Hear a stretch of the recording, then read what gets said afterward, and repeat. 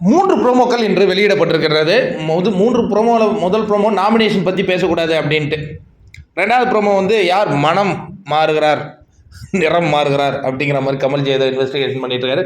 3வது ஒரு கேம் ஒன்று ஆடுறாங்க, அன்பா வம்பா துன்பா அப்படிங்கிற மாதிரி. அது இல்லை, கடின உழைப்பா அப்படிங்கிற மாதிரி, அதிர்ஷ்டமா, அந்த மாதிரி ஒரு கேம் ஒன்று விளையாடிட்டு இருக்காங்க. இதுதான் இந்த ப்ரொமோவில் வந்திருக்கு. இந்த 3 ப்ரொமோக்களை பார்க்கும்போது இன்னைய ஷோ வந்து ஒரு மிகப்பெரிய ஹைலைட்டாக இருக்குமா அப்படிங்கிற ஒரு நிலை ஏற்பட்டிருக்கு. ஆனால் ப்ரோக்ராமில் நிறைய ஹைலைட்டான விஷயங்கள் இருப்பதாக தான் நமக்கு தகவல் வந்தது. காரணம் என்ன அப்படின்னு பார்த்தீங்கன்னா, நிறைய நண்பர்களுக்கு என் மேலே கோவம், நீங்கள் சொன்ன அப்டேட்லாம் தப்பாக இருக்குது அப்படின்னீங்க. அங்கே Archana first save, Dinesh second சேவ்னு தான் அங்கே சொன்னேன். அது இன்னும் நடக்கலையே. இன்னைக்கு எபிசோடில் நீங்கள் பாருங்கள், அதே மாதிரி வரலன்னா நான் சொன்னது பொய்ன்னு அர்த்தம். நான் சொன்ன நிகழ்விலிருந்து பின்வாங்க மாட்டேன். இன்னைக்கு அர்ச்சனா தான் ஃபர்ஸ்ட் சேவ் ஆகுறாங்க. அவங்க இதுவரையும் சேவே ஆனதில்லை. அது உங்களுக்கு தெரியுமா?